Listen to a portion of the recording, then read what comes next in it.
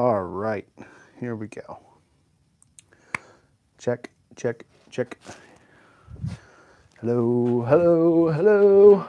Currently streaming according to Not my phone, yeah. currently.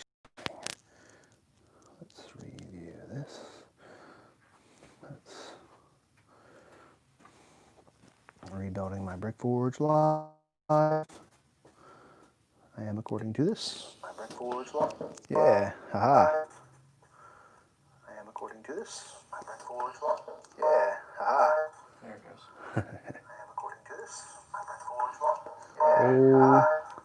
Yeah, The 30-second delay on the is killing me. Let's turn down my audio. I don't get a constant repeater sound. I'm looking over here, guys. Hello. All right, what do we got? What do we got? Crafting a Life I Want is here. Not only is Crafting a Life I Want here on the chat, Sean from Crafting a Life I Want is here in the shop with me today.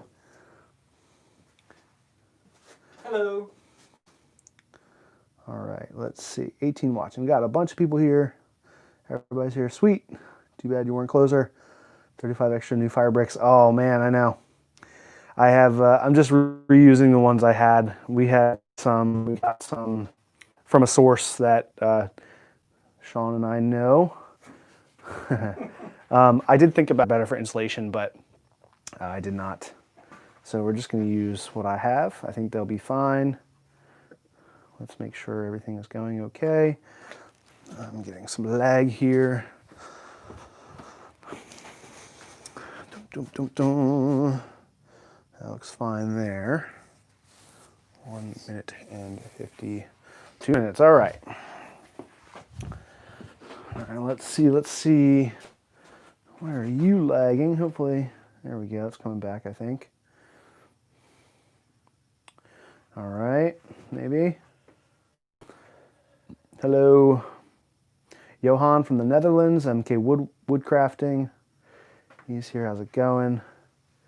All right, I need to refresh this page and make sure we are live so I can see your comments.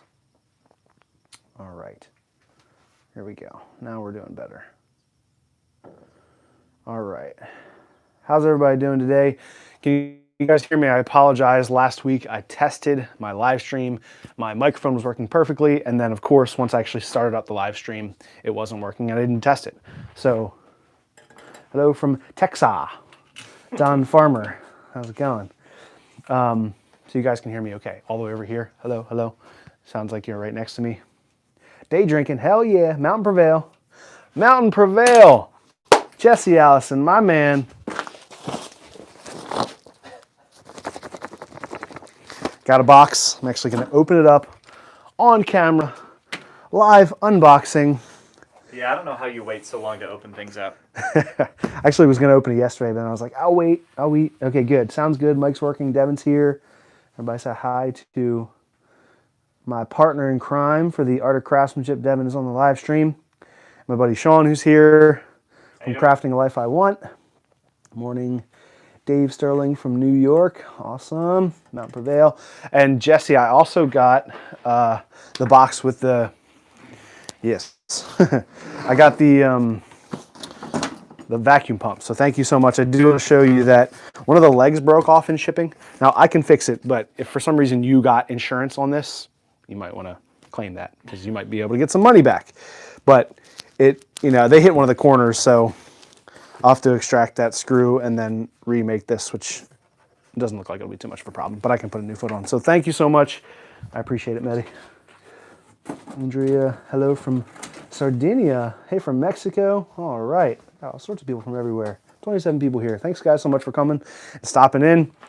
I'm going to open up real quick. I have a box here from Jesse Allison from Mountain Prevail. I'll open that up on camera. Back this. There we go. All right, so Jesse sent me some supplies for my knife making endeavors. If you guys don't know Mountain Prevail, Jesse's a knife maker. I first learned about Jesse just through Instagram, and then learned more about him through Brian House's podcasts. Ooh. So we got a bunch of stabilized curly maple scales for knife making. Oh, nice. They're numbered, which is perfect, right? Then it gives me the 73, 73. So matching, they're all from batch 73, but these are all scale blocks of stabilized curly maple, which I'll be using for the Journey knife. So, Nice. Jesse, thank you so much. Ooh, we also sent some raw, unstabilized curly maple. Woo! Man, this is beautiful. Aha, I know what this came from. Curly maple from Guitar Bodies. I can see those lines on it. I have some of this. That's actually what my knife... These will be that's some nice. beautiful scales. Oh, I'm particularly a fan of these ones. Well then. Cool. Awesome. And he also sent some swag. So let's see what we got here. If I didn't have women and children in the house, I might change my clothes on camera. But Hey, you're not alone in your shop today. All right. Jesse sent 2 Mountain Prevail shirts. He did tell me that I would have to fight over these with my brother Devin, but it looks like he probably knows Devin's us. Yep. not here. Hold Extra on large. Fight me for them. Extra large, extra large. There we go. One for each of us. Thank you so much, man. That's super awesome. I really, really appreciate it. Jesse sent me all this stuff out of the goodness of his heart. He reached out to me and wanted to be a part of what we do here and all of us makers kind of sticking together. And so he sent me this, which will definitely be the handle scales for the Journey knife, which I'll be making shortly in the fall/winter. All right. Looks like everything's still working well. Awesome. Sardinia, Italy. Oh, crazy. I love it. I love that everyone is here from all over the place. Super cool. We are morning drinking. Well, what time is it? It's 11. It's 11:20. It's close enough. It's midday. It's not the morning. It's midday. You drink in the middle of the day and in the afternoon, sometimes in the morning. All right, so we're going to be rebuilding our forges today. So this forge Sean and I built as a prototype, and so we're going to put them back together. We put them as like a no cement forge, and they work fine for heating up steel and working. They don't hold heat super well, so we're going to use furnace cement to insulate them and stick them together better today. It's 5 o'clock somewhere. That's right, buddy. I knew someone was going to say that. Yeah, right. See, so you have yours set up with the legs on it. I got to do the same thing for mine. The thing about this is that a little tricky because the base plate and everything is held together by angle iron and flat pieces of steel. So it's not it doesn't want to hold itself together very well. Yeah, it does that. So, hello, Philadelphia Piper. Morning from Kingston, Ontario. All right. I got to step outside because my angle irons are actually out. You guys can follow my voice outside. They're right outside the shop because I was spray painting them. All right, there we go. I forgot to grab before I started today. All right. So we made that forge together first with some plans. Almost 2 years ago now, right? Yeah, that was a while. Because I was using this for a while before you even made that one. Right. Yeah. Yeah, because I had the bucket forge, which worked fine. Then we built these and we realized we could do it. So then I just extended this one and made it wide enough to be a 2-burner instead of a single, which is what you did to... you're going to cut these? It is. Yeah, so I'm using this as an opportunity to upgrade mine to a 2-burner, mostly because the burner that we made at the time isn't quite as efficient as we want it to be. Right. I wasn't able to get to forge welding temps, so part of this is I'm actually making, not this exact build, I'll be doing that probably next week, but making a frosty T-burner to go with my existing burner and hopefully kick that up a notch. So do you want to cut those before you attach it all? If we want to do that. I guess that's not a we big deal can, because but that I can don't- go on top, and then once Yeah, this all it's- sets, then you can take it off and put it back on. That once was you my cut it. thought. Is it's the last piece? Like I can just pop that off All right. the top even after it's cemented together. Cool. Derek's here. That's all right, man.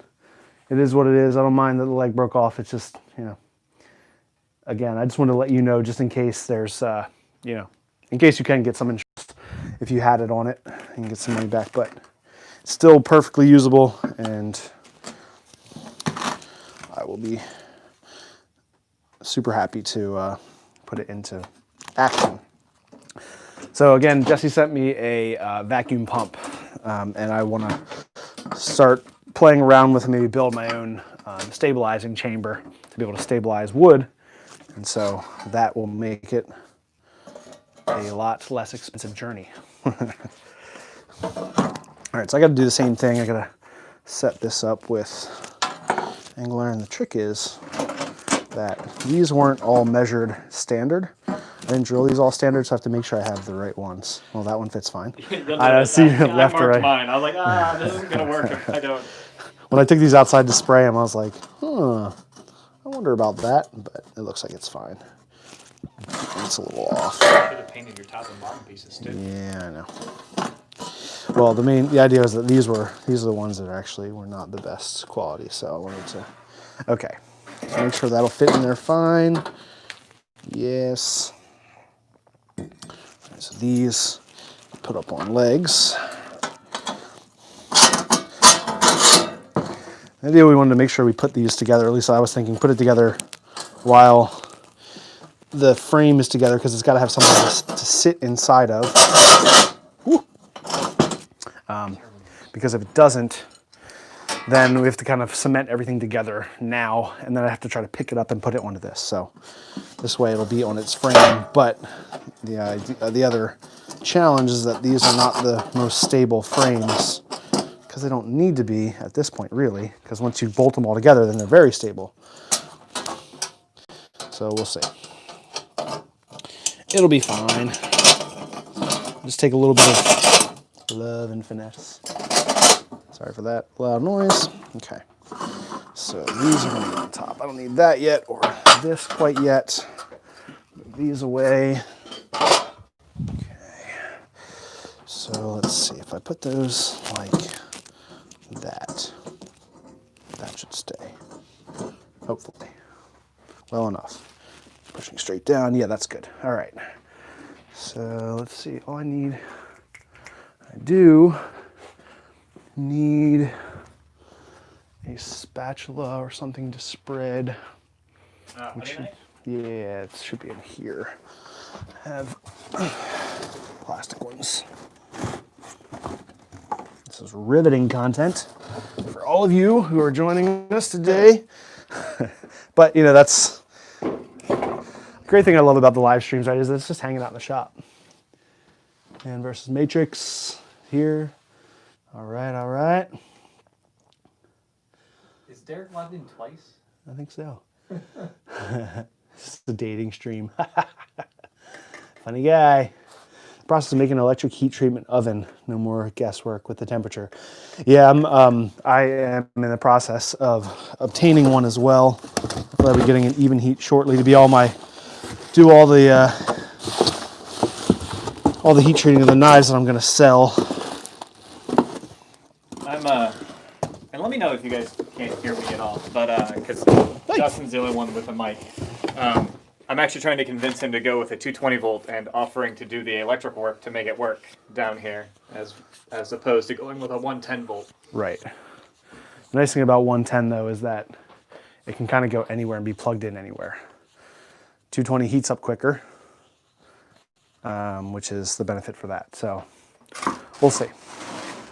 I'm going to actually cut this. I have a little plastic spatula here that I'm going to cut in half so we can both use it. On my bandsaw. Safety glasses. All right. That plugged in? Nada. Oh yeah. Oh yeah.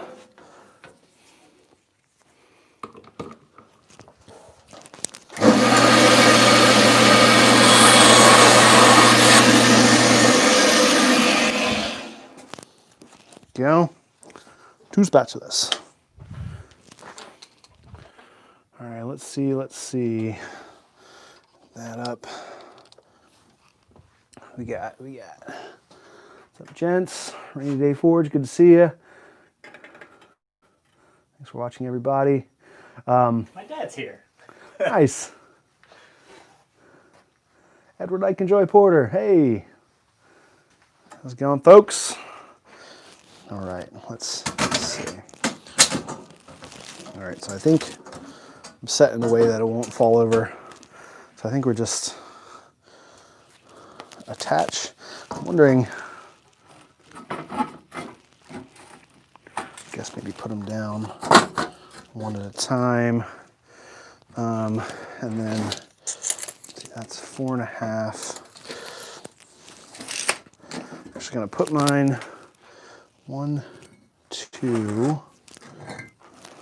You label your bricks too?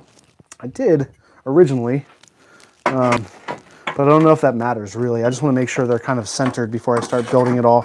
And again, I can adjust. We can adjust these things later once everything is cemented together, but I think it's just better to have it all ready to go beforehand. So I want to make sure I know the size and where my placement is. Looks like we'll go here.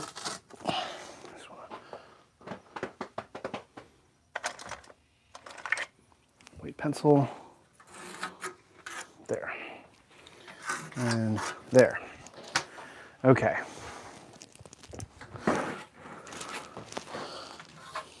So this is furnace cement, which is rated for up to 2,000 degrees. It should be plenty, hopefully. And I don't know if, oh yeah, we'll have to stir that up some. Here you go. Get some gloves.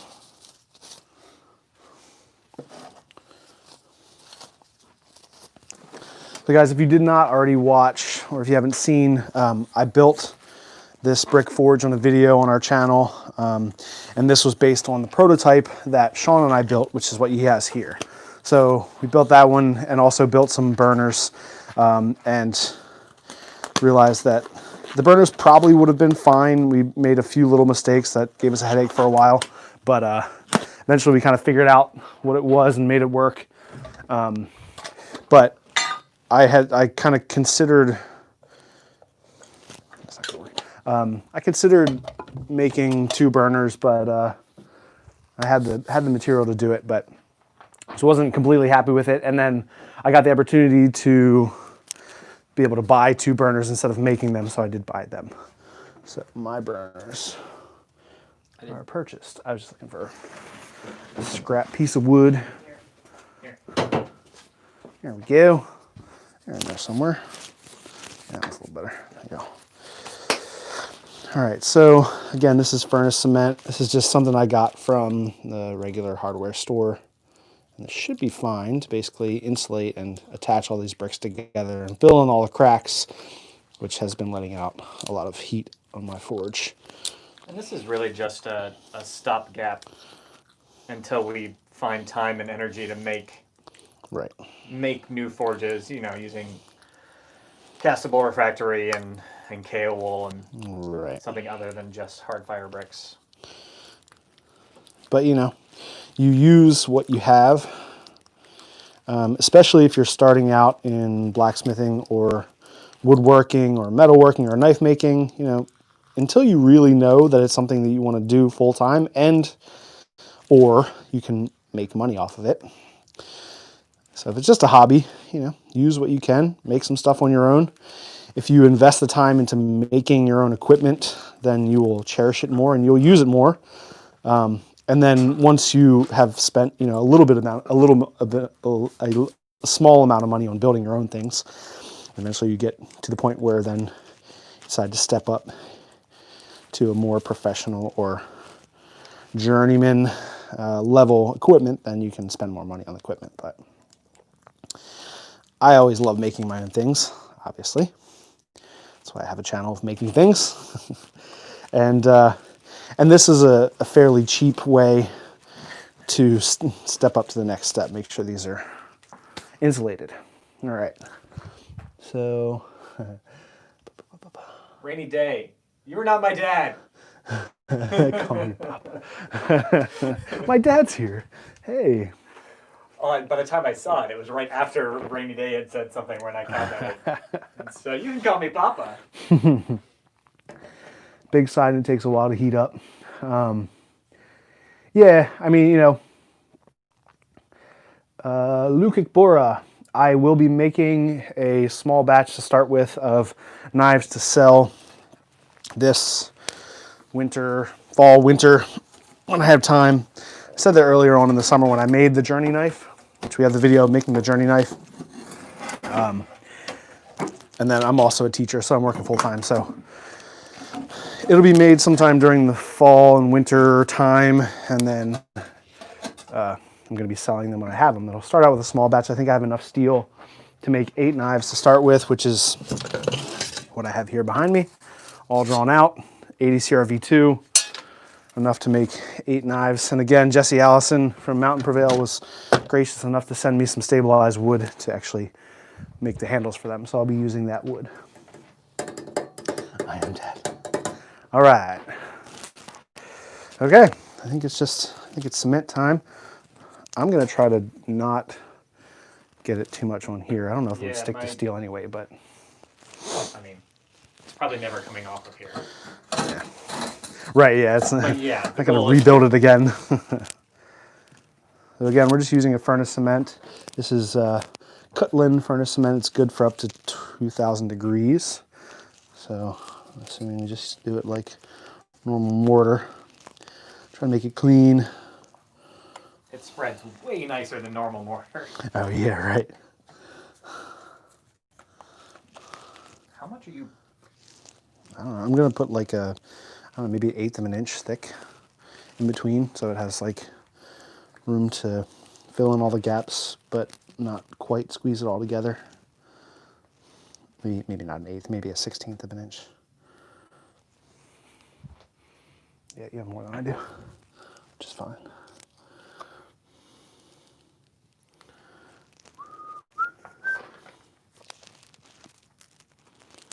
So this will be one brick at a time. I do want to make sure, I think that I put enough up on top so it can squeeze out up top some, and then I can scrape that flat.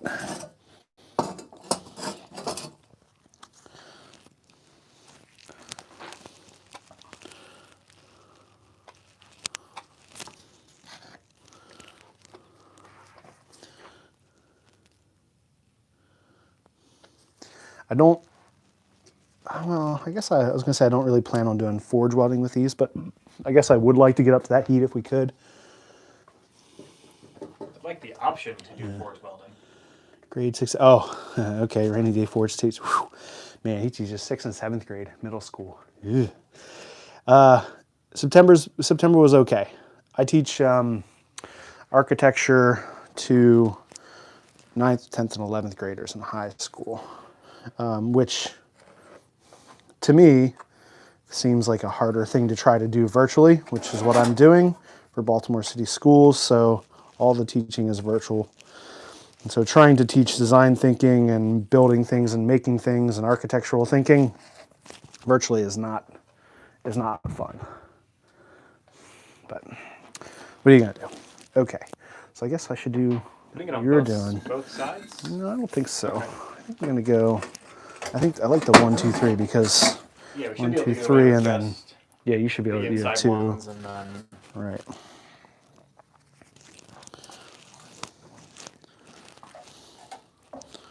Yoink, yoink. You guys get to hang out and watch us lay out cement. Again, some of the best content on YouTube. I don't want to discourage people, and I don't want to, encourage people to leave our live stream. But if you are familiar with Jimmy DeResta and his maker event called the Maker Camp, that is happening this weekend. It started yesterday, and they're doing live streams every day on the Makers Camp Instagram feed.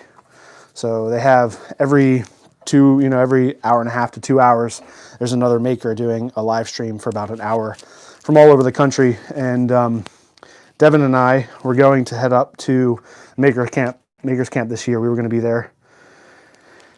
But because of COVID, things changed, and now we are not there. But they did find kind of a fun way to be able to bring that to everybody who not able to attend. So they're doing live streams from the Makers Camp. So at the Makers Camp on Instagram.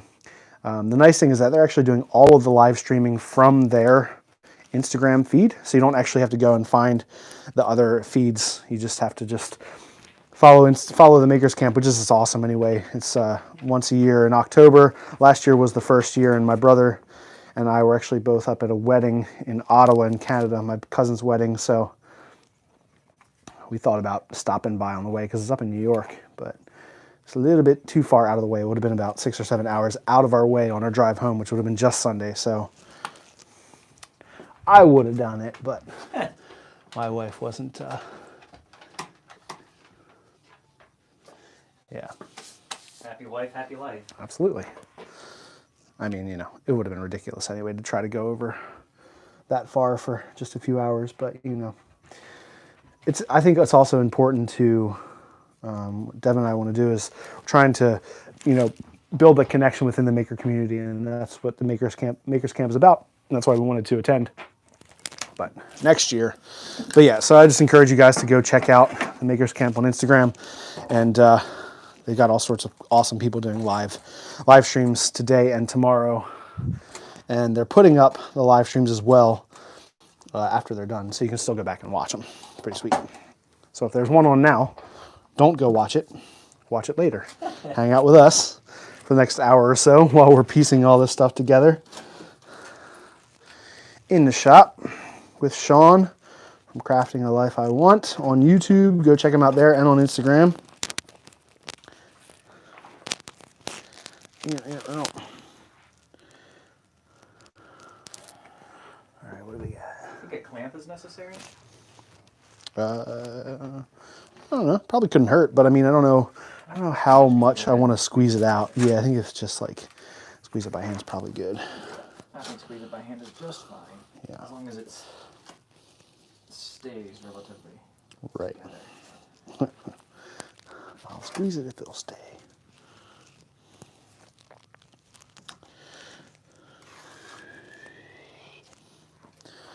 So for those of you who are here with us, we got 50 people hanging out. The reason why, other than the fact that I do like hanging out in the shop and coming to everybody live, the reason why we're doing live streams, and I've done them the last 2 weekends, and I'll probably continue. Next Saturday, I have a sailboat race on Saturday, so it won't be during the same time on Saturday, but I might do it on Sunday. The reason why we're doing so many live streams is because my brother Devin, who I run the channel with, just had a baby girl, and so he's spending some time at home with her, enjoying that, working on editing and putting out a video that we've been working on for quite a while. The machete sword build, so that one should come out this week. But yeah, so he's home with her, spending some quality time with his baby and his wife, and because of that, I'm doing some extra live streams to bring more content to you guys. That's right, we have the Harbor Cup next weekend, right? Yes. If you guys are interested in sailing at all, Sean has done some of our videos, edited them, put them up on his channel, Crafting a Life I Want. You can go over there and check that out. Those are relentless videos or gun videos? Those are gun videos. That's why we have the mounts on gun. But right. It was just GoPro until I ran out of either memory space or battery. Shoot. Let's squeeze these together. I guess I'll have to do it from here. Let's see. Yeah, so we had that, and also my brother Derek, his channel. He has a YouTube channel called Man vs. Matrix. We recently this summer we did a race called the Boomerang Race, and we filmed and edited that. My brother Devin helped edit that, and then Derek did all of the voiceover, and that's over on his channel, Man vs. Matrix, which I think he's here as well. He's here in his real name and his pseudonym, Man vs. Matrix. All right. I wonder if I can tap this without breaking it. Well, what I've noticed is that what we're putting the bricks on is not flat. Oh, yeah. Necessarily. So, yeah. What are you going to do? It's fine. It works a little better. You might have less play than I do in your width, because I have about 1/8 of an inch. It worked better for me by pressing them all to one angle iron. Like that. Just to give you a straight edge so your bricks line up, because it can shift. Right. Like once we're done, it can shift around a little before we clamp everything down. But at least this helps keep everything in alignment. Some of the stuff we're dealing with is that our bricks are secondhand from a ceramics facility, and they're not all the same. They're not all exactly the same. So some of them are slightly different thicknesses or different widths, and so we're having to deal with some of those issues. But the price is right. Hello from Hazard, Kentucky. Hazard. Like Dukes of Hazzard, Kentucky. That was Gary Clemens, Rainy Day Forge.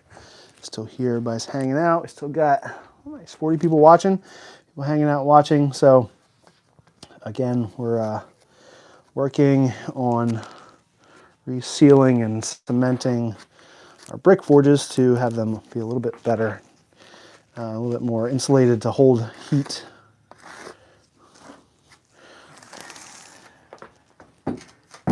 So this will be like the next step in doing bricklaying. Do the sides and the top now. Probably. I guess we could actually do all the sides first and then do the top. It doesn't have to be done together. Well, yeah, I figured. It's not For the bottoms. I guess bottoms and sides to go this way. Yeah, so bottoms and sides, and then. Yeah. Yeah. Okay. Yeah, because you have 2 full bricks you're doing. Yeah. That looks pretty good. Everything's filled in.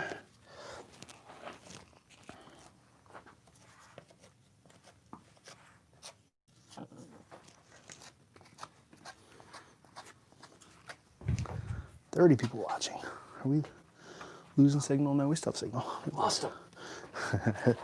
I shouldn't have told them about the Makers Camp. They're like, see ya. That's Content's better. I mean, those people are doing the same thing. They're just doing demonstrations and talking, showing some stuff that they're working on. Different blacksmiths and woodworkers. They had, I can't remember her name, but it was a woman doing a demonstration about using Total Boat epoxy, which is kind of cool. I watched. Works by Solo. He did a thing making an electric motor. It was pretty sweet. Were you watching this morning? No, I haven't watched yet today. All yesterday. All right, let me wipe some of this off my hands. Okay. Known as live at the Makers Camp at the moment. Good. So then it's just our crappy content. That's the reason why they're leaving.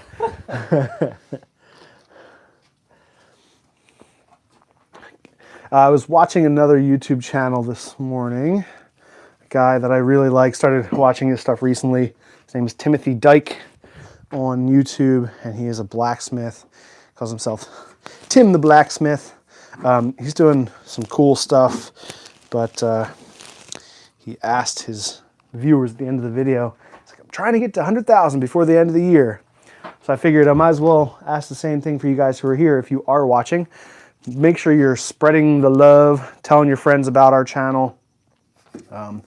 We are trying to do good things and get more people watching. So if you're so inclined, we'd always appreciate everyone sharing the content and subscribing and telling some other people about our channel. Trying to get those numbers up. so we can reach more people and do more stuff, get more revenue, buy more things, make cooler things.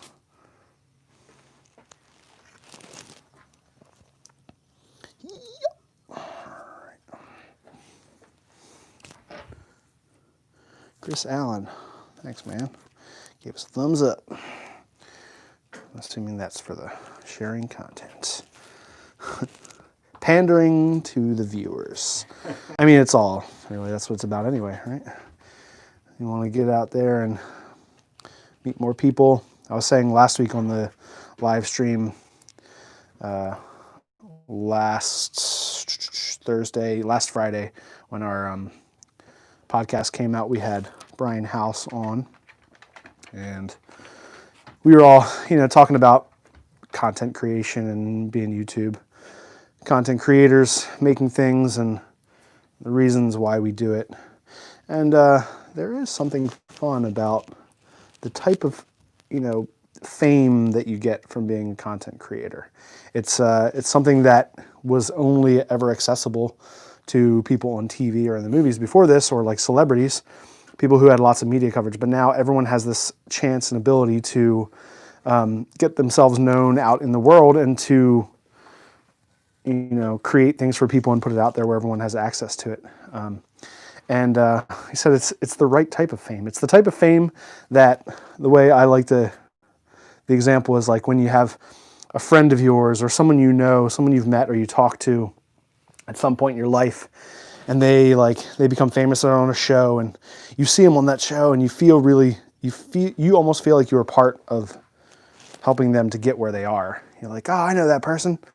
I'm friends with them. That's the type of fame it is, because it's kind of like this community of people who are all here to help each other, for one, and all the different makers and different people.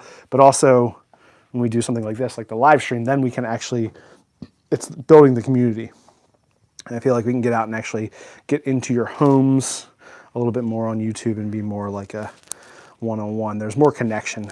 It's like an old friend of yours who's on the TV or on YouTube in front of you, which I like. When I started my YouTube channel, I really just wanted a self-sustaining hobby. Like, I wanted to make enough money that I could pay for supplies and toys and things like that. And like, I didn't realize how much of a community the creator community was. Like, the people I've met just by having a channel and interacting on YouTube have been great. Like Brian House, I've had several conversations with him. Yeah. He's a great guy, makes good content, really cares about what he's doing and about what he's providing to his people. And that's what it comes down to, is like, we want to help the people watching our videos do stuff that we love doing anyways. Right. And that's one of the benefits. One of the reasons why it is nice to be able to make a little bit of money from YouTube is because then you can just put out better content. Like you said, I like that. You want to make enough money to feed your own hobby. At least self-sustaining, right? Yeah, right. At least initially. I mean, trying to convince my wife I need to make another knife or I need another tool gets harder. Yeah, like, are you gonna sell this thing? Maybe, maybe not. She called me out. She was like, "You told me you were gonna sell that, and that to pay for those things, and you haven't sold anything." I was like, "I sold an axe, an axe, Yeah, right. That's my idea. I was like, oh, I'll buy this one because this is kind of cool. I could probably make some money off of it when I sell it. Nah, not gonna sell them. You'll make money off of it when you sell it, right? Right.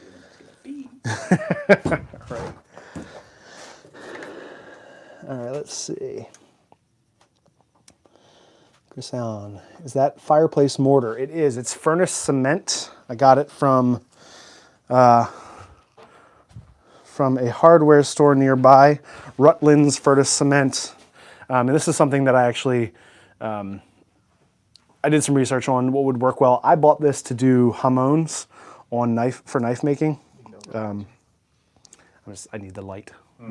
Lost light. So Rutland's Furnace Cement's good to up to 2,000 degrees. You can get it at your normal local hardware store. But we'll see. It should work fine. I think this was something like, 12 or 15 bucks, something like that. So not too expensive. All right, filling all these gaps. Another question here. Let's see. Hi from Cumbria, UK. Simon Cooper, how's it going? Good to see you. When that heats up, does it cause fumes? I need to seal up my forge. I'm losing way too much heat. Interesting question. What is the thing you made that you like the most and are most proud of? So I'll answer. Wolfman says, when it heats up, does it cause fumes? I mean, no. I mean, probably the initial heat up. I'm assuming that, with this stuff, it has to set. Yeah. So I think this stuff probably has to set first. So I'll heat it up and it'll burn and set and become harder. Hopefully, that's what I'm assuming. That's what most cement does. But Should have read the directions. what does it say? It says dampen area lightly with water and apply cement with a putty knife. Yeah. What are you gonna do? It's moist in your basement, right? Yeah.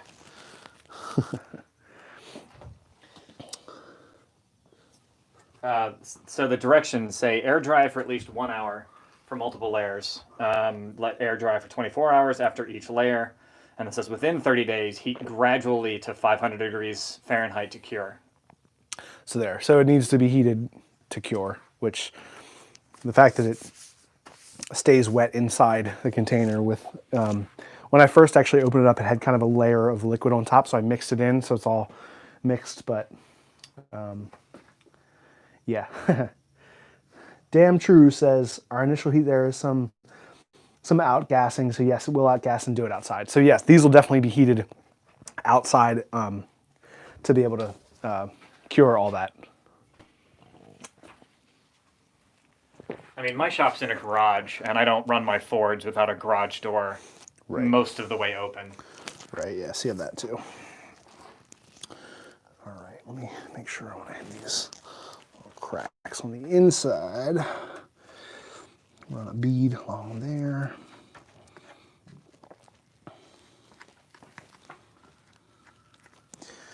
The nice thing about a brick forge is that it can be taken apart or it can be changed. Actually, watched another really cool YouTube video this morning. A guy who had a similar type of brick forge, but he actually kind of put it together and then built a box around it out of steel and welded the whole box around it, but then left the bricks unsealed in the inside. And he had some soft bricks and some hard bricks, kind of a mixture of both. I thought that was kind of neat. Because then eventually, like if his bricks wear out, he had hard bricks on the bottom, on the floor, which is usually you want because you want to have that surface. Things are being put in and out. You want to have a harder brick on the bottom. These forges are made out of all hard brick. This brick doesn't, it insulates fine, but it doesn't reflect as well as a softer brick. So yeah, just the idea is that, he had it so that way he could actually build the forge and then be able to take the whole thing apart and put new bricks in, which I thought was kind of cool. Looked really cool. Let's see, interesting question. So, Chambered asked, what is the thing that you made that you like and are most proud of? How about you, Sean? You want to answer that question? I mean, everything gets better the more I make them. Yeah. So, like, the best knife I made, and probably the one I'm most proud of, is the last one I made. Right. In this case, it was the knife I gave Dustin for his birthday. Oh, yeah. But the ingrain cutting board I made is probably what gets the most yeah. use and I get to look at the most often, because that's... I made that almost a year ago now, and it's used daily. And so I at least once a week get to go through the process of cleaning it and re-oiling it, which is always a pleasure to do. Yeah. I do like that. I like the idea. It's one of the reasons why I like making things, why I like, getting in the shop and making things that are utilitarian, because it's something you can use often. You always have that kind of pleasure of using something that you made yourself. I'm a painter as well. I have my education before, or my education, my undergrad and my graduate degrees are all in painting and fine art. And I love making fine art and paintings and drawings. I do mostly landscape painting and drawing and watercolor and all sorts of fun things. But there's something really nice and gratifying about making something that then you can use, which I like. I like that part of craft. And yeah, it's also one of the reasons why my channel is called The Art of Craftsmanship, because it's both things. All right, let's see what we got. I'm not an artist, so there's no art in my channel's name. Wolfman, you can get refractory set at Amazon. Some is good to 2,000 degrees, up to 2,800 degrees. As your dad replied. Cool. And we're appreciated. Mountain Prevail asks, any advice on how to cross the first 1,000 subscribers hurdle? Yes, make lots of content. Put out lots of videos. It's really hard to get people to come back and get people to watch, and for YouTube to put your work out there if you're not putting out consistent videos. So that would be my first bit of advice, is just put out putting out content. If you can do that, then YouTube and the algorithms recognize that you're making stuff, and the more you make, the more they push your work and the more people see your stuff. So put out lots of videos if you can. I had the same advice for Trent, who's on the Work For It podcast with Brian House, his co-host. We encouraged him to, or Brian was encouraging him, and Devin and I encouraged him to start his YouTube channel. And he said he had all these tools and things and boxes in his garage that he wanted to unbox. And we're like, we'll just start with that. Just keep on, show us the whole process of unboxing. Reconnect. Good. It looks back like it's back. Okay. Sorry about that, everyone. We're back. Hopefully we didn't lose too many people. Try to stay on top of it this time. I remember we had my, not the most recent podcasts or live streams, but I was doing some a couple months ago, and I kept losing signal and not realizing it. It would take a while for me to realize it, and I lost a ton of people. Which, it's fine. I understand that. There's still 39 people here. I wonder if I heard the answer. Yeah, so I was answering Mountain Prevail's question about getting past that 1,000 subscriber hurdle. I think really, again, just stay consistent, put up videos often, or at least consistently. If you can do one a week, I know it's hard, but if you can do, even if you do one every 2 weeks, that's fine. Just stay consistent and put out content, because the longer the time goes in between your content, then you lose that kind of steam, and YouTube, I think, recognizes that and kind of drops you off the algorithm. But yep, do that. Good audio. Do close-ups when you can. Good camera angles. If you can put if you can move your camera angles around so you can get close up and show people what you're doing. People want to see what you're actually doing close, because, if you're making stuff, if you're a maker, even if you're not, just be passionate about what you're working on. Be real. I think when people come across as real, you see the real personality, that, then you get more viewers, because people like that. They feel like they can connect with you. I'm in the same boat, Jesse. I'm sitting at 530 something subscribers and would love to hit that 1,000 mark. So for all you listening, please go over to my channel and subscribe. I would really appreciate it. But yeah, Dustin's right. It's all about content. The more content you create, the more chances people have to subscribe to your channel. Mm-hmm. Consistency. From what I've read, weekly, like Dustin said, is kind of the key. Is if you're creating content weekly, and making good content, you'll get noticed, and eventually YouTube will recognize that and start pushing your videos. Right. Yeah, that's I would also say I don't know. I don't want to say don't do it for the money, but really if you're passionate about what you're doing and you're just trying to make some good content and put it out there, the people will realize that, they'll recognize that, and they'll see that in your sincerity, and more people will subscribe and watch. I don't know, and also follow the trends. Jesse should be, he's doing knife making, and YouTube loves knife making. Still, it's been a couple years now, but YouTube is all about knife making. People love knife making, so a lot of our videos, our knife making videos, do pretty well. But then also sometimes they don't. So who knows? Sorry, go ahead. Picture focus, that is. Can you give us some tips on how you manage producing that volume of content? You lost focus with the reset. Okay, let's see. I appreciate that. Always good when you have people. It's funny because it looks really clean here. Can I turn this around? I can turn it around.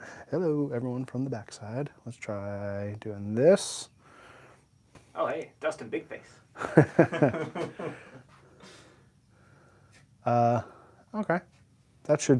We'll see if that helps with the focus. I'll bring you guys in a little bit closer. Maybe I'll move you over here. It's fun trying to move cameras around. Oh. There we go. Just a little different angle for the folks at home. So both of our forges there in focus. Trying to get everything in the camera. But there we go, a little bit better. Just to mix it up, keep it interesting. Okay, there was another, I think it's a signal degraded. You lost focus, the reset, it's the channel. What's the channel again? The channel you're asking about. My channel? Sean's channel is Crafting a Life I Want. Crafting a Life I Want. And I can't remember. I have a couple of videos. I think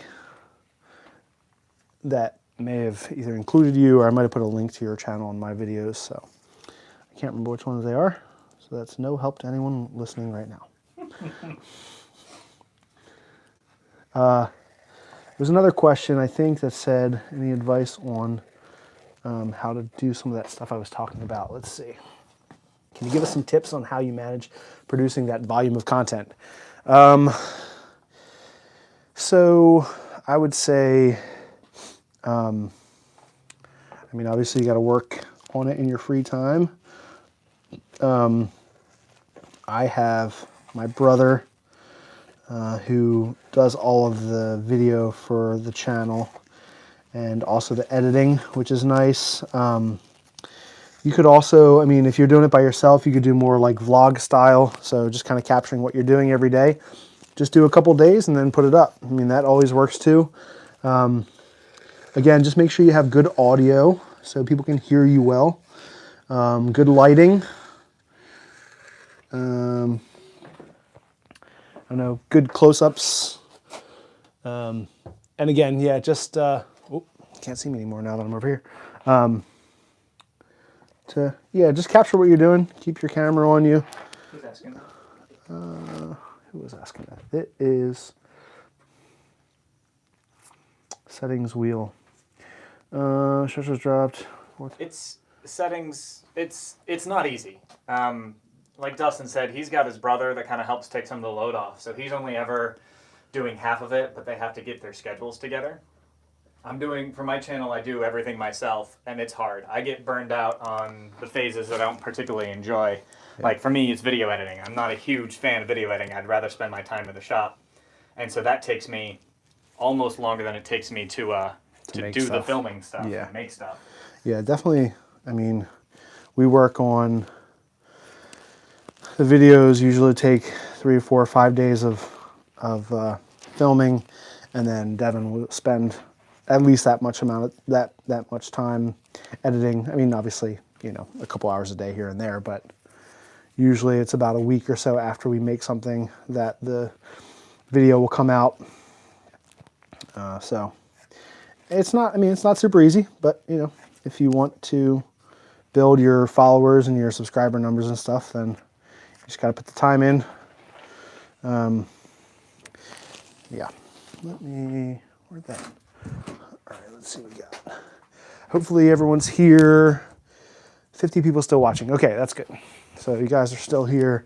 I know there was a little bit of issue with losing the signal. Tried to jump on that quickly for you. Let me mix this up a little bit more. Oh, I'm getting lower. My Hamon cement. So I had the one up on there. That little guy. It's all right. All right. Actually, when I got this, it was like my intent was to do both things. Use it for the Hamon, but also to insulate these. I was like, I don't have too much left. Oh, nice. I mean, I think we're good. I think we've got plenty, hopefully. All right, thanks, Rainy Day Forge Farmer. I think Rainy Day was helping some people get back onto the live stream because I lost a couple people. Appreciate that. You know, I've noticed Rainy Day Forge is almost on almost all of your live streams, and he's nice. And Yeah. I'm just assuming it's a guy, but he's very vocal too. Like I love the chat that he puts out there. It's interesting. Yeah. I love the people that interact with your live stream. Yeah, one of the guys who's almost always here and isn't here today is Miguel O from Spain. He always comments on my videos and comes to most of these as well, which is really awesome. I always appreciate it when he pops up. It's always interesting how far flung everybody is. Yeah. Yeah, that is pretty crazy. I'm always like super surprised and honored and impressed. Whoop. There's people from all over the world attending, watching. All right, that's the bottom, that's the top. I guess I can put it directly on there. I have to do in between. Oh. Yep. Places I didn't need furnace cement. Oh yeah. Right, because it's overlapping. Yeah, it only needed to be a brick wide at that side. I just forgot. And that's like I can just put it on here and then. I did that for the first one, and then this one needed a side done to it, so I was just like, I'm going to do all of the bits that need to be done, and then I just got a little overzealous. Sorry, it'll just be black on the inside. It'll be more insulation. It'll be black on the inside. Like my heart.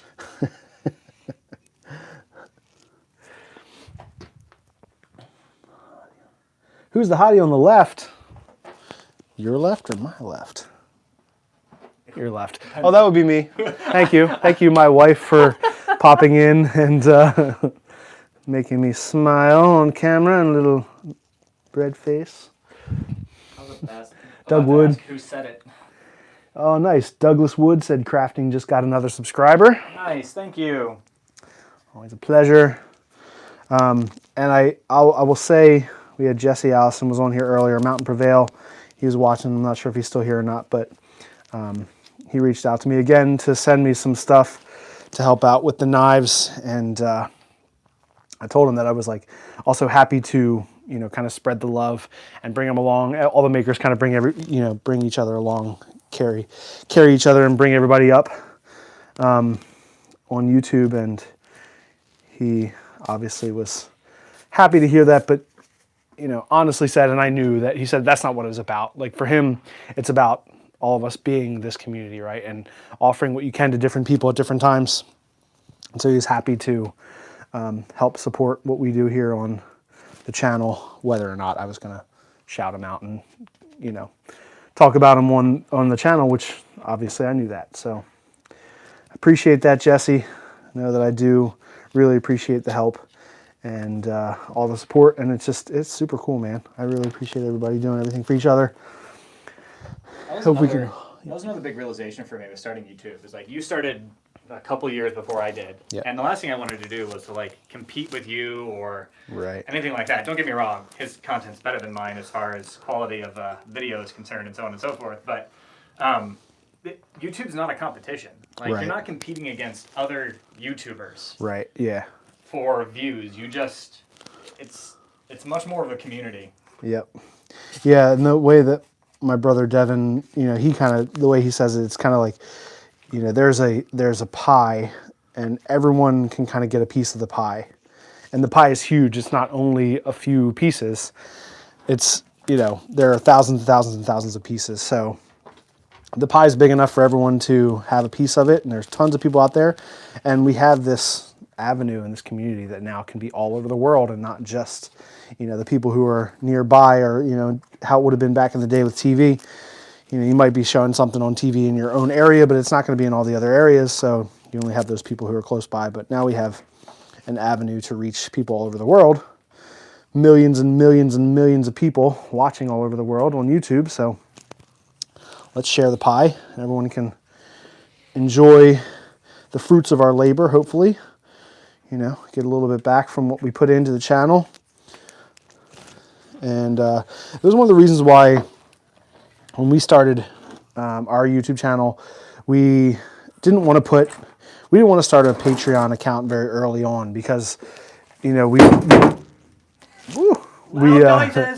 realized that we wanted to build up, you know, a bunch of content before we did that, because the idea was that with, you know, if people want to support us, then they want a way to support you. But we also wanted to give like good quality content and build up some content before we did that. A buddy of ours told us, you know, he encouraged us. He was one of the ones who encouraged us to start a Patreon account, and said, you know, people want to support you, and if you don't have a way for them to support you, then if they want to support people, they're going to go support someone else. So that's one of those things where, you know, you might feel weird about asking people for money, but the nice thing about YouTube is that we're putting all this content out there for free. So you are just as able to watch and enjoy all this content if you don't support us on Patreon, which is perfectly fine. We're still going to put it all out there for free.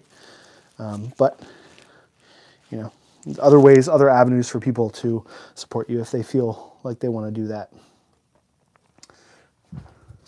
It's not like there's any pressure to join Patreon or anything like that. Right.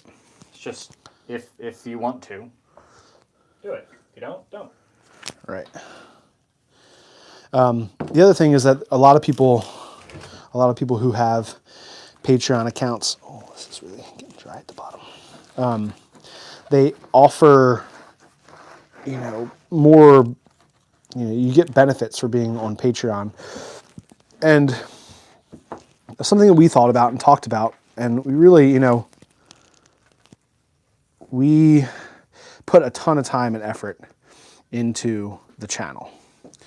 And so that was the other thing, is like, we don't have a lot of extra time to make other content or extra things to put on Patreon. So that was something we kind of talked about right off the bat, and was like, well, if we're going to start a Patreon, we have to make it really clear that people are supporting us on Patreon because they want to support us for YouTube, and not necessarily support us on Patreon to get more content on Patreon. And we have done some Patreon giveaways and things like that, but that was the idea. It's like, if you want to support us on Patreon, that's awesome. What you're supporting is what we're making, you know, we're making the videos for YouTube. And, you know, an occasional giveaway, which we've done. I will say that we have up on Patreon, once we get our 50 patrons, then there will be a big giveaway. I think we're somewhere close to 20 or 25, which is awesome. We cannot thank you guys all enough who support us on Patreon.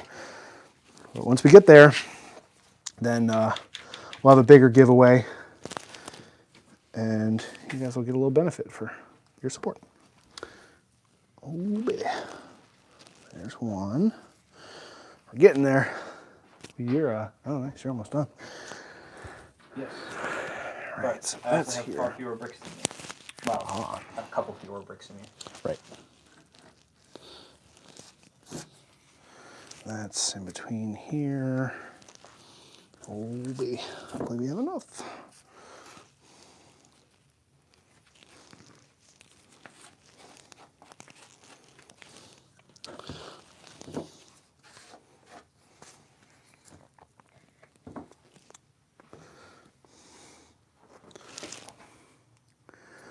Five people watching. If you guys weren't here at the beginning, I can just reiterate, we are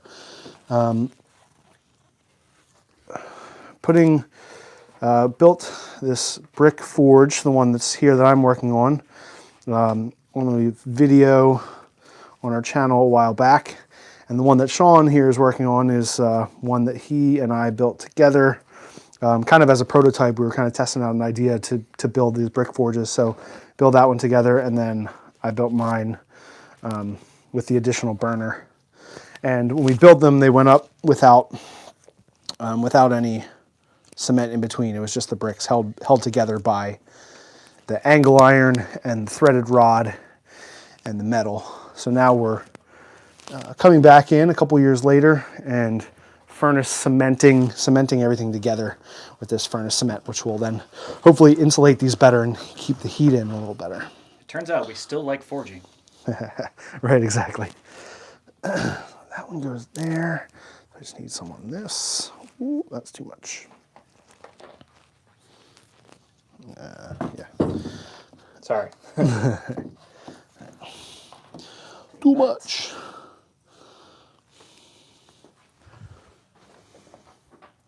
Still have all of our people here. It's good. I know there's not a ton of chatting today, but just want to bring you into the shop and hang out some. We do, if you're not familiar, Devin and I also do a podcast called the Art of Craftsmanship Podcast. That's on the Makery Network. And I mentioned that because as a teacher, especially during virtual learning, I do a lot of talking in front of the camera. And I start to the other day, Devin and I were recording our most recent episode of the podcast, which is out yesterday morning. And before we started, I had to get a drink. I didn't have any. Usually we'll drink beers or something when we're chatting. But I didn't have, I had water, but I'd just been talking almost nonstop for 2 hours straight before we started the podcast to my students. And so I was my voice was my throat was already sore for the day. So had to jump in there and get some water. But I told him beforehand, I was la la la, singing and trying to clear out my throat before we started the podcast, because long days of talking, hard days rocking. All right. Can you make a sword in a forge that size? The idea behind. You all right? I was. Oh, the question. I was like, ah. I mean, so with this forge, I think mine is 18 inches. Where's my tape measure? Somewhere over here. Can you put behind us? Oh, there it is. Snake, it would have bit me. So mine's 18 inches. And I have two burners that are separated by 9 inches, which is kind of far apart. I considered actually bringing them together, but I think with the additional, with the furnace cement and the additional insulation, it should hold the heat better. Most of what I'm doing is knife making, so I'm not super worried about,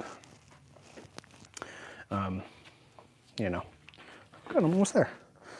Not super worried about having to try to heat up the entire forge, but that was the idea, that if I was going to be building a bigger knife, something that was more than 7-8 inches, if I was going to get up to a knife that is 12 inches or so, if I get up into the Bowie range, which I do want to do.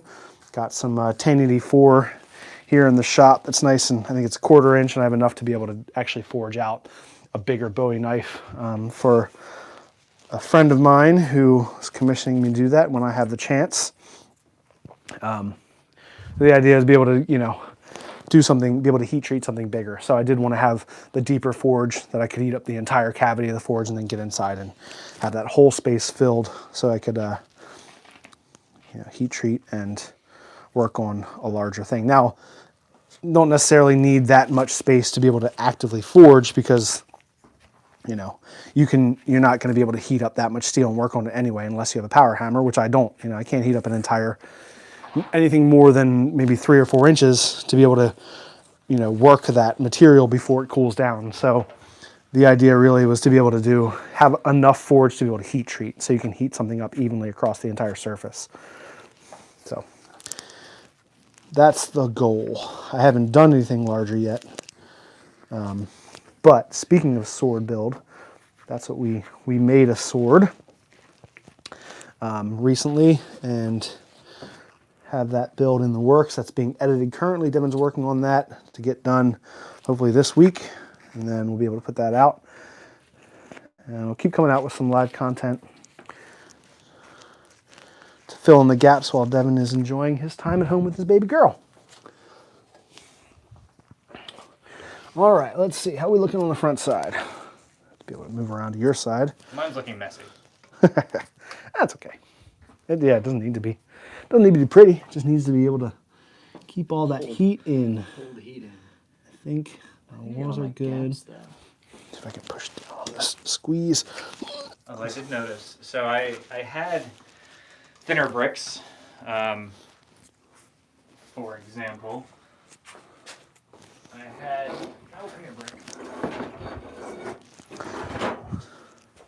I had bricks this thickness for my last half brick back here when I took this all apart, and decided since it was going to be permanent now, and I just did that because I wanted a little more space. Turns out I didn't need more space.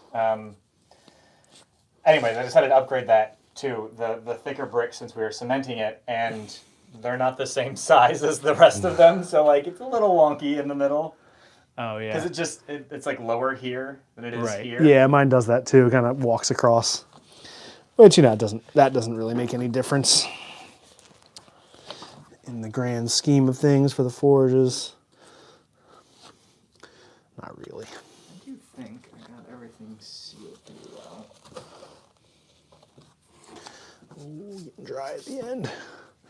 Get in there. Why is this drying up so much? Ow, so close. There's a bigger one up there, or No, there are bigger ones, and then also all around you, clamps everywhere. Bigger ones hanging from the wood rack as well as the rack behind you. There's also the old Just Used 2. I've got plenty of clamps. Hold me here. The old used 2 trick. We've all done it. I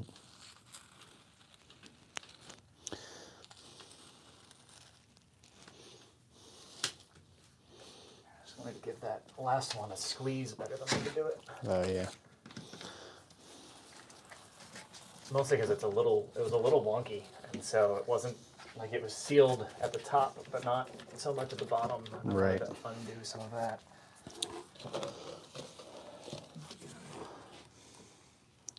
I feel like today is almost a little bit of a tease because they're going to be like No. setting all this stuff and then Not gonna light not it. lighting them today. They're not going to be lit. Sorry, guys. But the idea is that we'll get them done and then we'll have all sorts of time and then our forge is built so we can actually do more blacksmithing and put more of that content out there because that's fun stuff. So just so like when I took mine apart, these two half bricks, and the reason why they're cut in half was because I had one burner in the middle. And so what I did yesterday when I took this all apart was just flip those around and then cut new notches out of the exterior bricks so I can build that second burner we talked about. All right. I think I'm there too. I think. Make sure I fill in a little bit on the ends. Getting dry here. Dry. That's okay.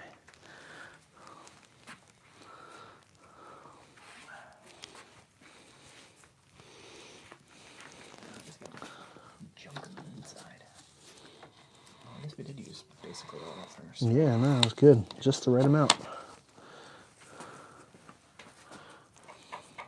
Did you ever fix your Instagram post from yesterday? What do you mean?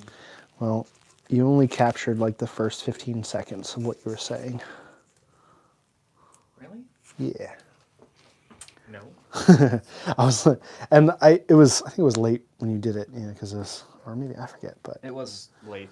but I was like, oh, it's only the first part, and then I was distracted. I meant to text you, but it was enough to say like you were going to be joining me on the podcast, and then you were like started to go into it, and it was like doink, cut I didn't off. realize and- I cut it off. Yeah. Because I thought Instagram could handle up to 30 seconds, and it was 22 seconds. I think they do. Well, I guess we do it directly there. thanks. I'll take a look. Yeah. In case you're curious, you can also find me at Crafting a Life I Want on Instagram. Yeah. No spaces. There's some other dots. Oh, did you have dots? I had dots. Here's my email. I just didn't change it, so. Right. I decided, and then I went and I was like, this is silly. After the second time you said my Instagram account, I was like, nope. Crafting.a.life.i.want. So many dots. We'll save everybody a headache. Yeah, right. Are you going to put your top on and, like, clamp it down? I think so. Let's see why not. Why I wouldn't. I mean, it might be a little tricky. It might be a team effort thing. I think to have two people here to work together. I'm almost there. That looks like junk. This is not horrible, but we'll see how it looks when I put it on. That. Okay.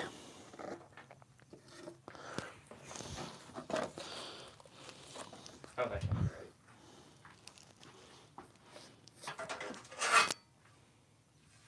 I guess you'll have to, you got to cut yours still anyway, but you're going to have to take it home, so. No, it's mostly that unless you want to. I marked the angle iron right and left, but I didn't mark the top. Wait, there's bird poo there. Lines up with that bird poo. Yes! Bird poo for the save! Thank you, bird poo. In case you're curious, a bird decided to poop on the top of my forge at some point in time, and thanks to him, to help line up my holes again. Bird poo for the win. That's hilarious. Oh, where is that bird poo?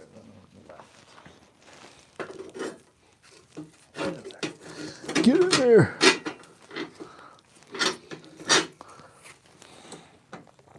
So I was watching Jason Knight's live stream last week or early this week, back in the earlier times of go with particular brick forge, when the quarantine started. Jason Knight was doing quite a bit of live streaming, which was really awesome. Just watching him do knife making and stuff. And he hasn't done it for a little while. He's been working on, I think, the Forge series that he's doing. But he did a live stream recently, and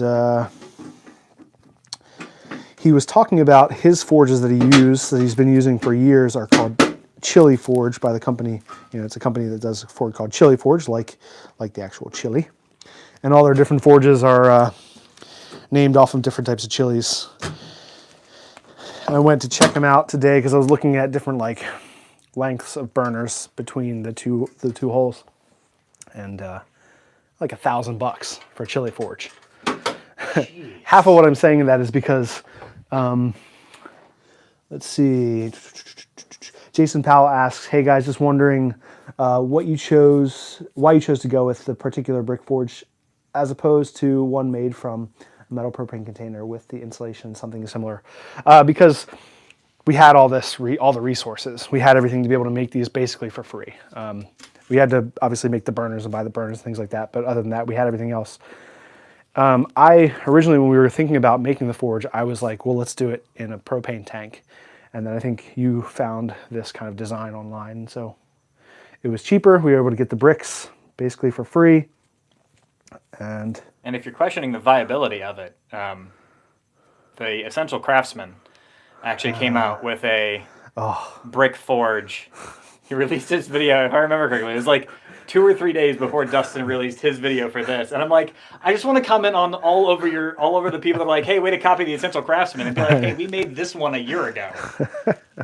Yeah, it's funny. Jimmy DeResta, Bob Claggett, and Dave Petruto from the Making It podcast, they talk about that quite often, like making something that's been made already on YouTube, or you just you have you're unlucky enough to have it come out at the same time as someone else, and it's like, obviously I didn't build and make this video in 2 days and make it in 1 day and edit it in a day and put it out after the Essential Craftsman put his out. So but yeah, I thought that was funny. But they talk about it quite often. They're like, oh, I see that you've looked at this other person's channel, and good thing that they made it, and you're just copying off of them. But yes, I do that plenty of time. But, and actually, so we made, not too long ago, I think I can take off this glove. We made the wooden mallet with hand tools. And so for this video, we put this out shortly before I put this video out. Samurai Carpenter put out a really similar video. And I was like, damn it happened again. And then like 3 days after I put this one out, Jimmy DiResta put out a wooden mallet video. So I was like, yes, at least I wasn't after both of them. So first it was like the Samurai Carpenter, then mine, and then Jimmy DiResta. So Jimmy copied off of me. Wolfman? Have you made a knife that you know right off the bat that you will know you would never ever sell? Most of the knives that I make, there's a reason why I'm making them. Usually they're for somebody. So, you know you would never sell. I mean, I think also, like I made like the Apocalypse knife. This is just, it was made from a circular saw blade without any heat treating. So obviously I wouldn't sell that. You know, that's something just for fun. It's, you know, I wouldn't sell something if I wasn't 100% sure that it would, you all right? Yeah, was it? Just moving things around. Okay. If I wasn't 100% sure that it was perfectly heat treated and all of that, that's fine. So that would be a reason why I wouldn't sell a knife. If I was confident in the knife and I knew that it was heat treated well and it had a good temper and I was happy with it, then, you know, I would consider selling them. But most of what I make, I either make for myself for a specific reason, or I make for a person in mind who I'm either giving it to or have already been commissioned to make it. I have never made a knife to sell. I mean, I'm far earlier on in my knife making adventure than Dustin is, but it's his fault I'm doing it at all. No, I've only made, 3 or 4 knives, and one for my dad, one for my brother, and one for Dustin. Yep. That all? Yes. I think we got into blacksmithing at the same time, and have forged some knife blanks out. I have quite a few that I've made that I've forged out but haven't actually finished. Yeah, I mean, I have 3 in-progress knives, but they don't actually count as things I've made yet. You have to maybe bring that down some on the bottom. I shouldn't. I'm just saying, It you know. just needs to settle more. I have these nuts right at the top to begin with. Let's move. Give you guys a new angle. Come over here, just for fun. Mix it up. Actually, no, I'm going to go back over here. I'll have you on camera. Whoa. Make sure we had plenty of bandwidth. As I mentioned before, I'm down in my basement, obviously, here, so we do lose some streams sometimes. I think we've been pretty good today. We lost it at one point, but seems like everything came back in okay. You can still see us. All right. 53 people watching. All right. So great replies. No problem, man. I meant like an instant masterpiece. No. So I wouldn't sell it because it turned out so good. We both laugh. We're like, ha ha ha ha. I really liked the bone handle knife that I did. That turned out really cool. And I think that the profile on that actual blade is my favorite profile that I've ever done. But, you know, I think every knife that I make, and obviously as makers, we all try to do this. When you make something, right, the intent is that you're going to make it the best you can do. And like Sean said earlier, each time you should be getting better. So I'm always super happy and excited to be able to give the knives away, or have them finished and give them to the people that I'm making them for. This is a little knife that I made for my nephew. Let's see if I can bring this light over here a little bit better for you guys. Why doesn't he have that yet? Because I haven't finished the sheath. There we go. So this is a little Puko style knife, hidden tang with bubinga. Whoop, there we go. Wenge, brass, leather. Still not the greatest light, but made out of a file. Thank you, Wolfman. I appreciate that. don't know if you can see this. Let me see if you guys can see this. So if you look here, maybe not. On this knife, as all files have, they'll usually have the name of what the type of knife is. Now this was a flat bastard file. And I didn't necessarily want the words flat bastard on the knife that was the knife that's going to my nephew. So I sanded it down just enough so it says lat starred. Just enough to like, you know, and the what is it? The knife company, Nicholson, sorry. The Nicholson's still on the other side, and that's there. Again, I didn't necessarily want that to be on my nephew's knife, so I filed it off just enough, but just enough that it's still there enough so you can see it. It's kind of a small knife for him. That would be fun. All right, Paul Perry, we are almost to the end. I really appreciate everybody joining in. Just about 55 people, that's cool. Do wood turning and always see defects in my work. Makes it hard to accept compliments from buyers. And I agree that same thing. I think that as makers, we see those defects because we know where we messed up. And I think one of the tricks that we all learn as makers is we learn ways to, get around those mistakes. And that's just part of making. So whether you see the defect or not, I think that's just part of being a maker. You know, if you make a mistake, that's your hand in the work. Now, obviously, if it's a mistake where it's going to be non-functional and it's not going to serve its purpose for the buyer, of course, you don't want to do that. But I mean, we all do the same thing. If someone looks at it, you're like, oh, look, there's this little, I love it, but there's this little chip in the back or something. And like, no one would have ever seen that or even known that was a mistake. Yeah. But we as the makers know. And like, I'll scrutinize something with Dustin just because. Right. Like he and I, we're both makers, so we kind of get it. And so, like, if he shows me something, like I'll scrutinize it for that purpose of like, right. Just to try to get better, try to learn from our mistakes, things like that. In fact, most of the time, I'm actively trying to learn from his mistakes, my mistakes, anything like that, right. just to get better. And that's the biggest thing. Is like as a maker, you're always going to see your mistakes. Nothing's ever going to be perfect. Right. And just needing to get past that and be happy with what you've produced. Yeah, I agree. And I think that's also part of the beauty about being a maker and being able to strive to get better at what we're doing. You should always be striving to get better. And so if you were able to make everything perfectly the first time, then, I don't know, then maybe you would be a prodigy. Yeah, you can just put the lid back on or you can throw them in there too. All right, now let's see if I can get these to fit. Make sure I didn't screw up. All right, that one looks like it fits okay there. How about here? Fits okay there. Let's try this side. That one fits well, good. Let's see if maybe this one fit better on this side. I might leave this here. Yeah, that's fine. My burner's here anyway, so I can do a wrap up. Right. Here, just to make sure it's set before I try to move it around. Voila!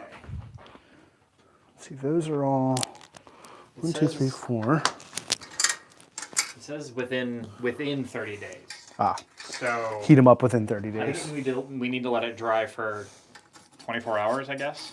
Yeah. And then we can come back tomorrow and... It says air dry for at least an hour, but my dad left. Fine. Thanks for sharing. All right, Jay Spell, thanks for awesome content. As usual, let Sean know that he got another subscriber. Awesome, will do. Thanks, He's guys. here. Look forward to his channel. Have a great one, guys. Luki Boa says, have you ever heard of a Rempori knife? You can see it on YouTube. How you guys doing? Paul Cumberman, good to see you. I have not heard of a Rempori knife. I don't know. I'm monitoring on my phone. I'll definitely check that out. I appreciate that. So Paul, we actually are finishing up now. We're right at the end of the stream. But these are brick forges that Sean and I both made. And we were taking them apart and putting them back together with furnace cement. Before you tighten this, because I'm not sure. Like I'm Oh. taking mine apart and cutting it. Yeah. I was like, yeah, the Good call. flanges. I need the screws in first. From the Yes. backside. Thank you. I Well, mean, it's just the bolt. other Yeah. option is you could practice your welding and just weld the things up. I don't want to practice my welding on something that then might screw up. I'm like, well, now I got to cut it all apart. No, I guess that's the best way to practice, all it has right? to do is stick. There's no structural element there. So what Sean was saying is that I have to be able to hold these two flanges on top, which hold the burners. I have to have my bolts coming up through the metal so I can bolt it down on. I realized it after I did mine, And but you're also gonna take this apart don't anyway. actually care because I'm putting a second burner in, and so I have to redo that whole process. Right. Fortunately, this is not. I wasn't too far along, so Yeah, it's easy enough. Appreciate that. I wanted to catch you before you As soon as you started to say that, I was like looking. I was like, oh wait, I'm missing something here. Now let's see. Actually, if you don't mind, let's see. 1, 2, 3, 4, 5, 6, 7, 8. Paul. I think he's Yeah. I thought that was. Yeah. We took these forges apart. They were not cemented together, so we took them apart and we put all the forged cement in between all the bricks and everything and got it all back together. So it's actually now much more insulated. All right. You want to do me a favor and hang on to these two? Yeah. So I try to keep the whole thing from like flopping around. All right, 1, 2, 3, 4, and these 4. Watch where it goes. Right on my foot, I think. Yeah, I got it. I felt it. All right, now let's see if I can get this on here without these falling out, which is always fun. Just put the brackets on. Just put the I can rest do of it on. Yep.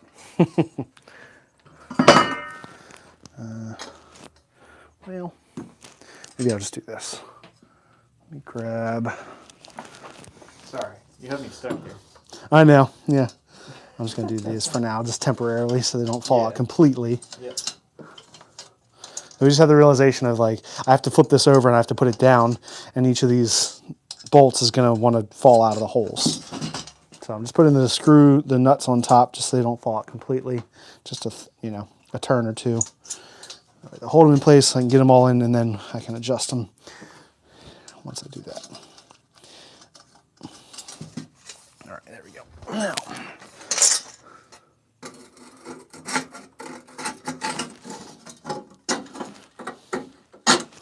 good. Thank you. Now I can get these back on. That goes on. That's the front, or whatever side that's facing me. Going to get some forged cement today. Absolutely, man. Yeah, and it's obviously we're not like not telling you guys anything that you didn't already know, but just bringing people along, hanging out in the shop. Come on, you. There you go. This one first, maybe, or same time. It was on before. There it is. Ah. Sorry, guys. Sorry, everyone. Just be clear, if it doesn't work, hit it with a hammer. Have a great day, Wolfman. Appreciate you hanging out. I read free content. Just want to thank you guys like yourselves. Content like yours is what got myself, and I'm sure many others, through this pandemic. I appreciate that. And we, Here, use a thinner wash over there. That's all. No, it's just not down far enough. Wait. Why is that not? Oh, man, that's hurting my ears. I hope you guys are all right over there. I like smash up my bricks by doing this. All right, that's down. That's down. Make sure that's all the way down. See if this is. That goes a little further. There we go. That's down. That needs to go down some more.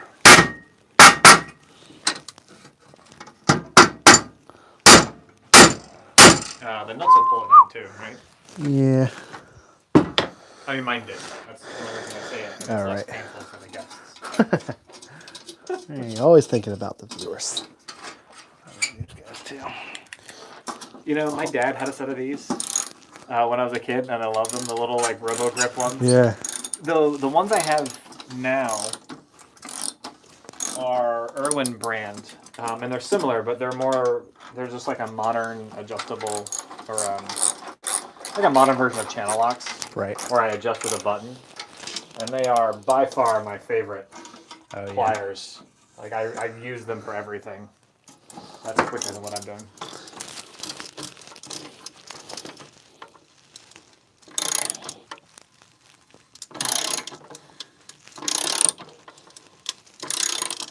So you guys might be wondering why we have them up on stilts, basically. And neither of us has a specific stand, or we didn't at the time have a specific stand for our forges. And so this just gave us, 3 or 4 inches of airspace between the forge itself and the table it was on. Right. It's really not quite enough. I have a hole in one of my work tables where it just like burned through the first layer because I did it. I was like, oh, that's a bad idea. Now it's on an old table saw stand, so that'll work. I hope that's enough space. Let's check. Make sure these both slide in. Well, it's more if they slide in. Yes. Okay. With Right. the flanges. Nah, it's And you should have enough play in here that it won't matter because you have, particularly around the shaft. Yes. Always need an excuse to say shaft on live, right? Right. Those aren't moving. That one doesn't want to move. Okay, that one's moving. That one's moving. Let's get those all back attached. Whoa.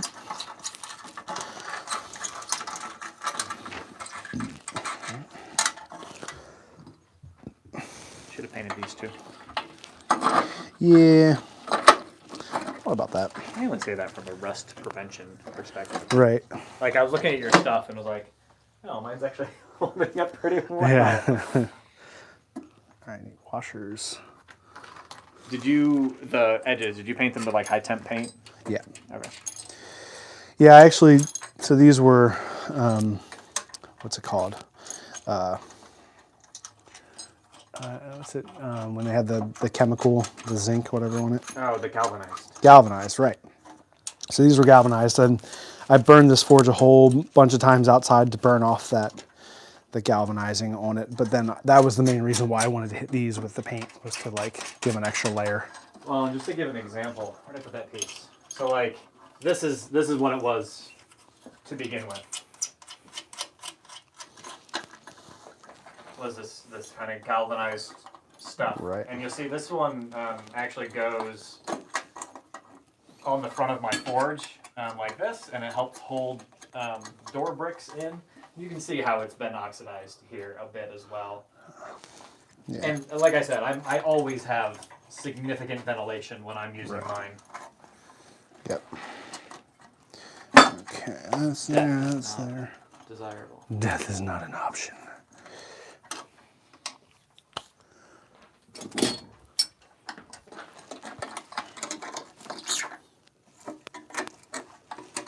Super tight, just tight enough. Do your job. Stop spinning. This is why we should have attached them beforehand. Mine's working fine. They're both yours.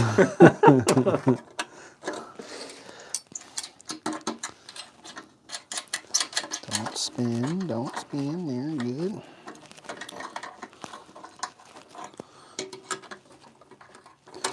All right, that one's on.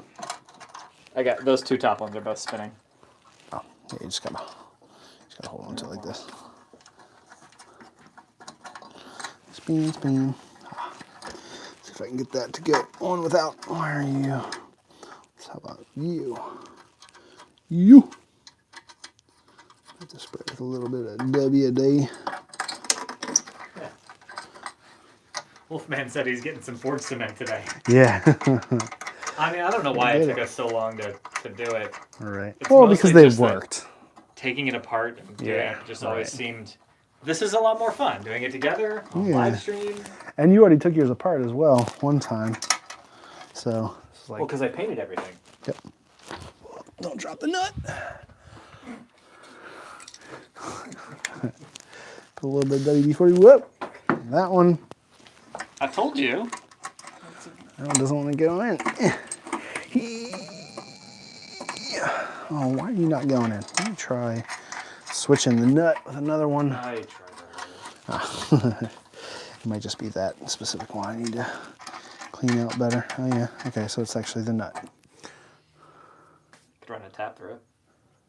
I could. Looks like quarter 20. I don't know if I need it. Let's try.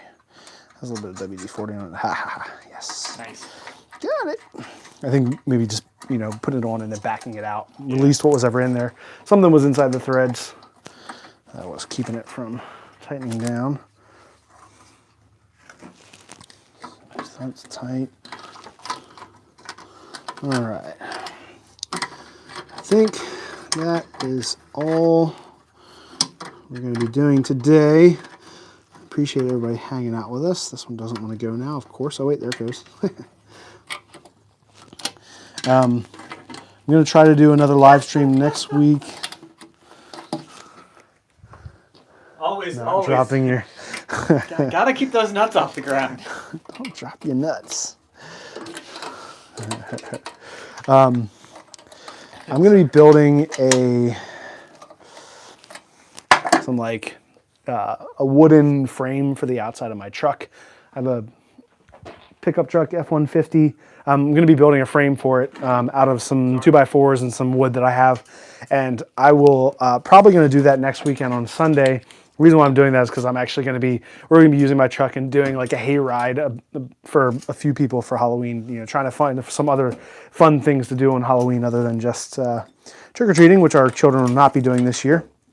And so I'm going to make my truck into the bed of the truck. Put some hay bales and stuff. And I wanted to put some walls up so that way, make kids and everybody feel a little bit safer in the back of the truck. So I'll be doing that. So I think I'm going to do that next week on the live stream. Just shoved Mountain Prevail. Jesse said he just subbed to Sean on YouTube. Thanks, Jesse. He knows that you guys follow each other on Instagram. All right. Well, whoa, yeah, look at that. Yeah, I noticed a bit of that as well. Stuff squeezing out. That's okay. I'm Very going to leave it. Forged cement. Yeah. As long as it's not too much on the inside. Actually, I really like the way it's squeezing some on the inside. Is nice.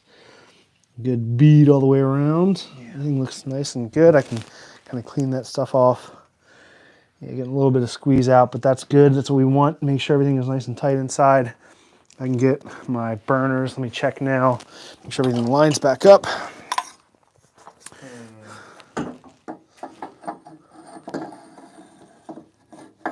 Yeah. Yes, sir. Yes, sir. Cool. Those fit in there well. So I'll adjust those and put them in. You should, before you get too much farther, you should grab another piece of angle iron and cut it to length. And then you can put a brick. Right. You can put one of these up underneath rather to keep than, it in. because I think you have full-size ones of these left. You can put it just right in front. Right.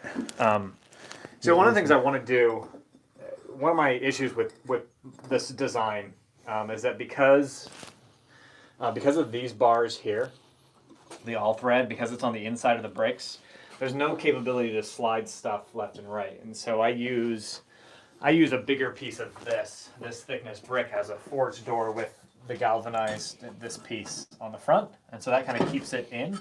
But because of the all thread, I can't slide it left or right to get it out. And I'd like to be able to slide it so that I could remove, like, not cover up part of the door. And yeah, that I'm still working on the design for that. So if you have any ideas, post it in the comments or let me know over on my channel or on Instagram or wherever you follow us. One of the other things that I saw someone do he did a piece of square tubing underneath, and then had a second piece that he could then slide in and out to do a rest, which is pretty nice. Well, so what I did is, because mine sits on a table saw now. Right. You have the. If you've noticed, most table saws, I don't know if you can. No, they have holes on the edge to extend the table on the table saw. And the table saws probably 15 years old and a hand-me-down from my dad, and it had finished out its life. So it's a nice tool stand now. And so I actually, I forged something. I just took a piece of round stock I had and bent it so it came out and then up so that it was at the same height as the deck of my Ford when it's on top of the table. And now that'll be the tool rest. Like this. Sort of like that, but less stable. This is kind of what I use. So this is that, there's a tool rest. So this will sit. This sits on here, lives on there, and then Show 'em. You can see where brick. it was. Something hot was put down on there. But yeah, that's my tool rest, and that can kind of move in and out. Same thing. So, all right. Well, successful rebuilding of the forge. Let's see, everybody who's here, still 47 people watching. I just want to thank you guys all so much for hanging out with us today. It's just fun. It's a good way to like make some more content and fill in the space when we don't have, when we're not building as much stuff in the shop every day. So thank you guys all for hanging out. Appreciate it. And talk to you next weekend. Yeah. And this was a lot of fun for me, guys. This is my first live stream, particularly with Dustin. I had tons of fun. For those of you that have already subscribed, thanks. If you haven't, head over to Crafting a Life I Want and subscribe. Yeah, absolutely. It's a lot of fun. Thanks, guys. And if you guys are interested, next weekend I'll do another live stream, probably on Sunday. Probably. I'll post about it. So check out, just make sure you're following me on Instagram at The Art of Craftsmanship and YouTube community. I'll put it up there as well. So thanks, everybody. Check you next time. See ya.